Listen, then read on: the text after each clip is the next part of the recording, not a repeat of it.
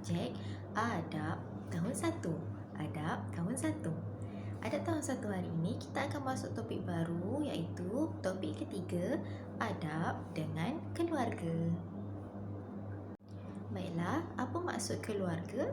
Maksud keluarga adalah orang yang mempunyai hubungan persaudaraan antara satu sama lain. Okey, apa maksud keluarga tadi?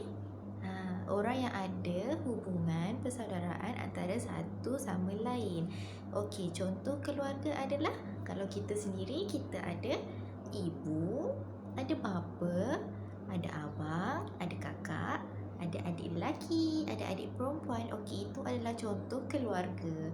Datuk, nenek, sepupu, itu semua contoh keluarga. Orang yang kita rapat, orang yang kita ada hubungan persaudaraan. Boleh faham? Bagus. Baiklah, tadi Ustazah dah terangkan berkenaan maksud keluarga. Sekarang kita masuk dalam bab mahram dan bukan mahram. Mahram dan bukan mahram. Macam mana eja mahram? Mim, ha, ra, mim. Mahram. Okey, apa maksud mahram dan apa pula maksud bukan mahram? Baiklah, pengertian mahram. Mahram maksudnya orang yang haram dikahwini. Jadi maksud bukan mahram adalah orang yang boleh dikahwini. Itu adalah perbezaan mahram dan bukan mahram. Baiklah, untuk Ustazah terangkan dengan lebih lanjut, nak bagi anak-anak faham apa itu mahram, apa itu bukan mahram, Ustazah nak anak-anak buka buku teks adab tadi, buka muka surat 45, kita akan rujuk jadual yang ada dekat dalam muka surat 45 tu. 45 adalah berkenaan saya sebagai seorang budak lelaki.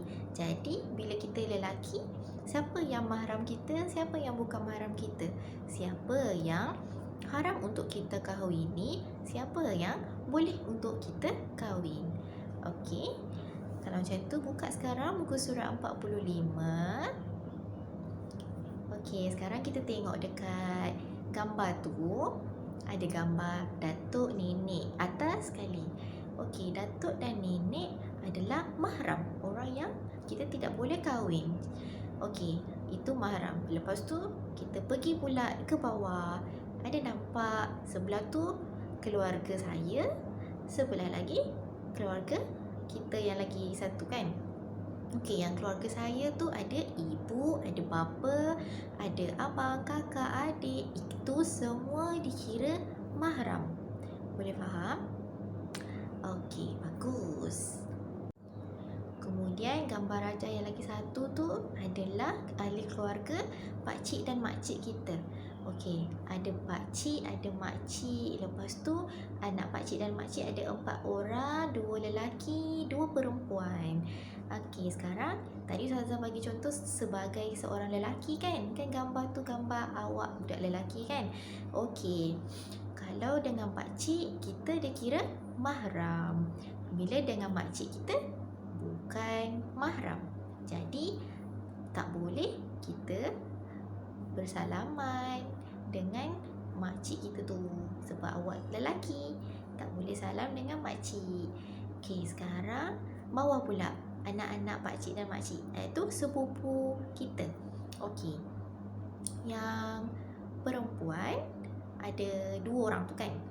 Okey, budak perempuan tu kita dikira sebagai bukan mahram. Jadi tak boleh salam sebab budak perempuan.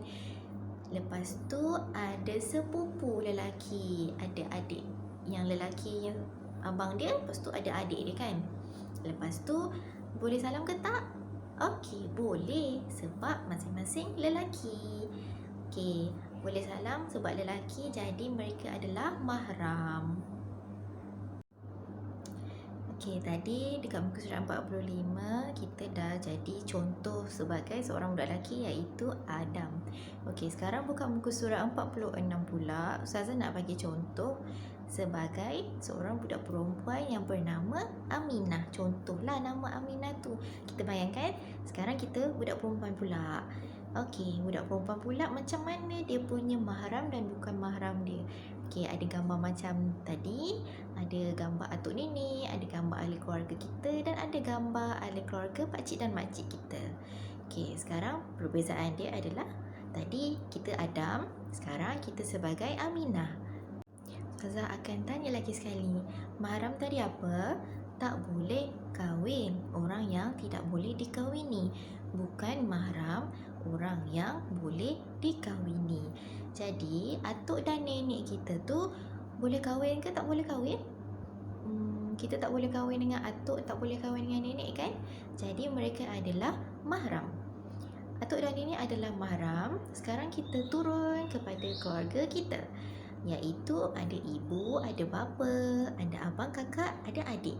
Semua ahli keluarga kita sendiri dikira sebagai mahram. Okey, sekarang kita beralih dekat keluarga pakcik dan makcik.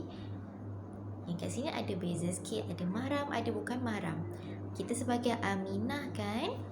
Okey, Aminah dengan makcik dikira sebagai mahram. Aminah dengan pakcik bukan mahram. Seterusnya, kita ada sepupu 4 orang. Ada 2 saudara perempuan, ada 2 saudara lelaki.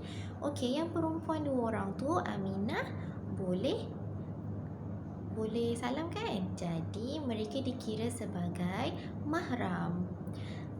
Kemudian sepupu lelaki lagi 2 orang tu, saudara lelaki tu tidak boleh salam. Jadi 2 orang ni dikira sebagai bukan mahram. Baiklah, sekarang dah faham apa itu mahram, apa itu bukan mahram? Boleh? Ustazah akan ulang balik. Maksud mahram tadi apa? Orang yang tidak boleh dikahwini. Bukan mahram adalah orang yang boleh dikahwini. Baiklah, sampai di sini sahaja video kita pada hari ini. Ustazah harap anak-anak dapat faham apa yang kita belajar. Dan jumpa lagi pada video akan datang. Assalamualaikum.